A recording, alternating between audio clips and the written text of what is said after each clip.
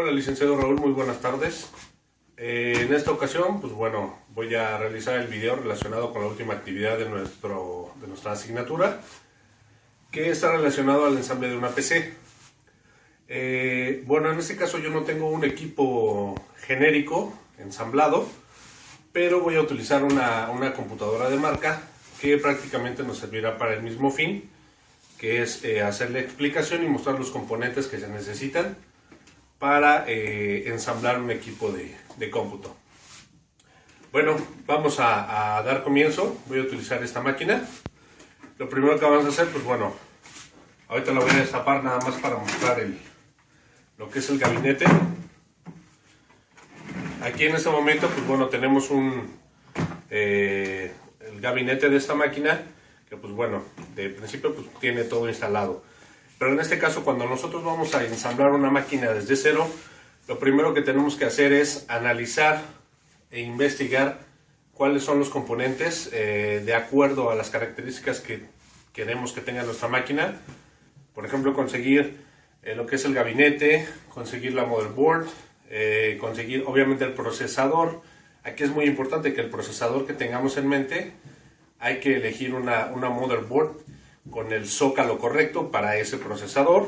De igual manera las memorias, la memoria RAM que vamos a utilizar, todo lo que son los DIMMs de memoria o las tabletas de memoria, también que sean compatibles con la motherboard. En el caso de los discos duros, los floppies, las unidades de disco óptico, etcétera, pues bueno, esas digamos que son en cierta forma genéricas, y normalmente ahorita pues bueno, ya casi todas son SATA, ya no tenemos puertos ID como hasta hace algunos años. Y pues bueno, vamos a comenzar.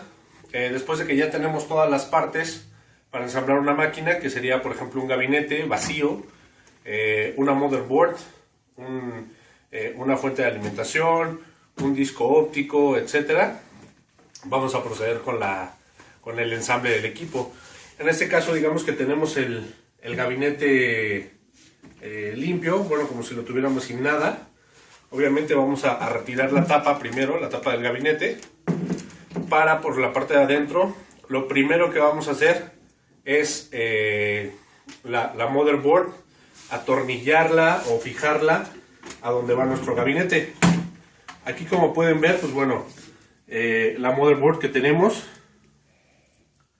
es esta de aquí, esta de verde, donde vienen todos los slots de expansión, que vienen los PCIs, vienen los slots para memoria, vienen los conectores SATA. Aquí, bueno, pues ya tenemos el ventilador y el disipador de calor del procesador, etcétera.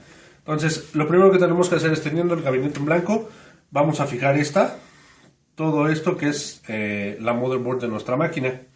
Obviamente, aquí en ciertas partes trae tornillos para poder fijarla al gabinete. Ya que hemos fijado la motherboard al gabinete, pues bueno, lo que vamos a hacer es, en esta parte de aquí abajo, tenemos lo que es el zócalo del procesador.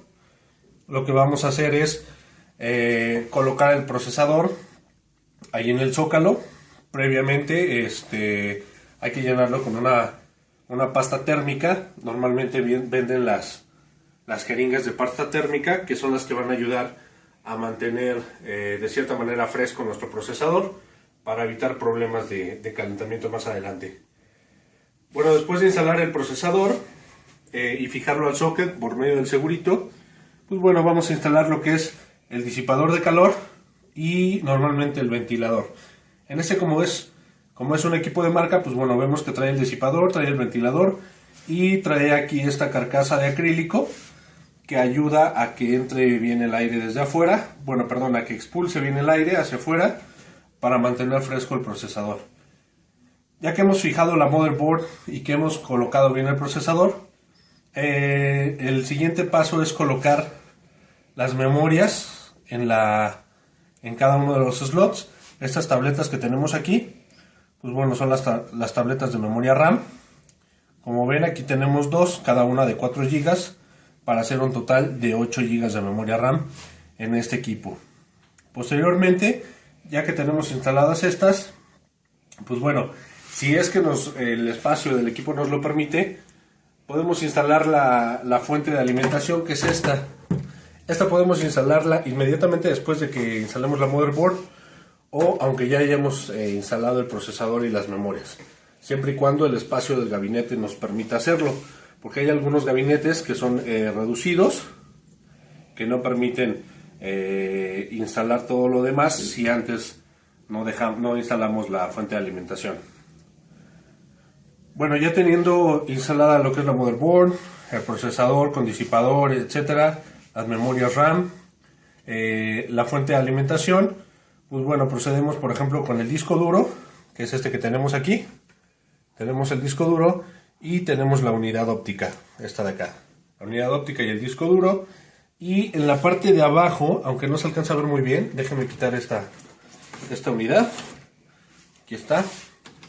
En la parte de abajo de la unidad de CD-ROM tenemos aquí el floppy, que es el disco de 3,5. Actualmente en las máquinas, pues bueno, ya casi ninguna utiliza ni disco óptico ni el floppy tampoco. Pero bueno, como todavía es un modelo anterior, nos sirvió para que todavía pudieran verlos presentes en esta máquina. Bueno, posteriormente, ya que fijamos a la máquina el disco duro, el disco óptico, la unidad de disco óptico y el floppy, bueno, lo que vamos a hacer es, por medio de sus cables que tenemos aquí, que en este caso son cables SATA, vamos a hacer ya las conexiones de todos los componentes de la máquina hacia la motherboard. En este caso, pues bueno, como pueden ver aquí el disco óptico y el disco duro, pues bueno, tienen aquí sus cables. Como pueden ver, el disco óptico es mediante cable SATA, se conecta aquí al puerto de la motherboard que tenemos aquí. Y en este caso podemos ver todavía el disco duro, que como pueden ver está conectado por un cable IDE. Este es un cable IDE de 80 hilos o de 40 hilos, cualquiera de los dos puede servir dependiendo del disco duro que tengamos. Y pues bueno, es digamos que el antecesor del cable SATA, que es este. Obviamente este cable SATA, como ya lo hemos visto, pues bueno, tiene mucho mayor velocidad de transmisión de datos que un cable IDE. Pero bueno, en este caso todavía podemos ver lo que es el cable IDE y lo que es el cable SATA. Entonces, igual, conectamos el cable SATA, el cable IDE también, como pueden ver en esta parte, también va conectado aquí al slot IDE de la motherboard. Aquí, como ven, pues bueno, tenemos las tabletas de memoria RAM. En este caso, pues bueno, lo único que hacemos es, estos seguritos que tienen son para botarlas, pero originalmente, pues bueno, la motherboard vendría así. Lo único que tenemos que hacer es que esta tableta o el DIMM de memoria, fijarnos bien en qué posición va. Dependiendo, vamos a tener que ver la muesca para que no nos vayamos a equivocar y no vayamos a dañar el DIMM. Y lo insertamos aquí en la máquina. Cuando vemos que ya está bien acomodado, simplemente hacemos presión en cada uno de los extremos y se va a oír un pequeño clic. Ahí está. Automáticamente los seguritos ahora sí que los seguritos de seguridad se cierran y dejan fija la memoria. Bueno, en este caso ya tenemos digamos la memoria, ya está el procesador, el disipador, su ventilador, la unidad de disco óptico con cable SATA, el disco duro con su cable IDE también conectado a la motherboard. Como vemos aquí también tenemos los cables de alimentación. Aquí tenemos todavía un tipo Molex para todos los dispositivos IDE. Pues bueno, el cable de alimentación debe ser uno de estos, que es un cable de alimentación tipo Molex, un conector Molex. Y ya, por ejemplo, para los dispositivos que son SATA, pues bueno, ya tiene otro tipo de conector, que es uno de estos. Aquí está. Como ven, es diferente. Este es un tipo de conector para los dispositivos SATA. Tenemos aquí un tipo de conector de alimentación para los floppies, que es como el que tenemos acá en la parte de abajo.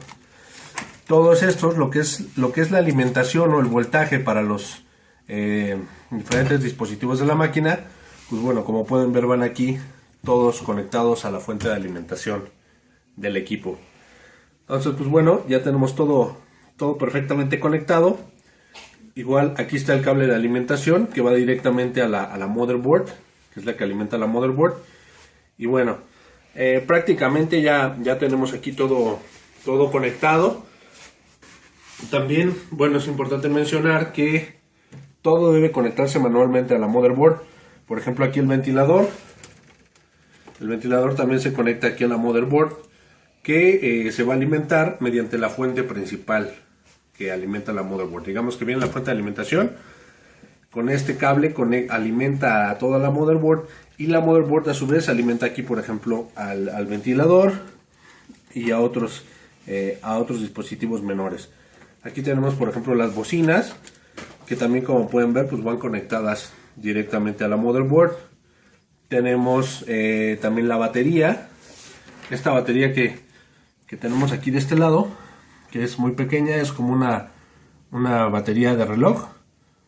Esta se encarga de almacenar todas las configuraciones del BIOS, para que cuando nosotros, aunque apaguemos la máquina y la desconectemos de la corriente, el equipo no pierda las configuraciones en el BIOS. Para eso funciona esta pila, para almacenar todas las configuraciones. Ya cuando la encendamos, pues bueno, la máquina seguirá teniendo las mismas configuraciones de antes. Como podemos ver, pues bueno, aquí también la motherboard. Aquí tenemos los otros puertos, por ejemplo, puertos de red, puertos USB, puertos paralelos, etcétera. Ya después de que hicimos todas las conexiones aquí en la motherboard, memorias, dispositivos, ventiladores, bocinas, etcétera.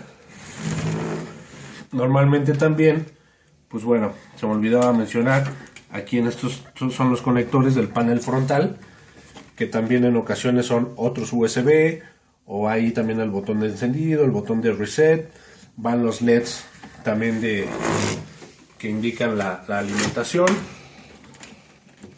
o de lectura del disco duro.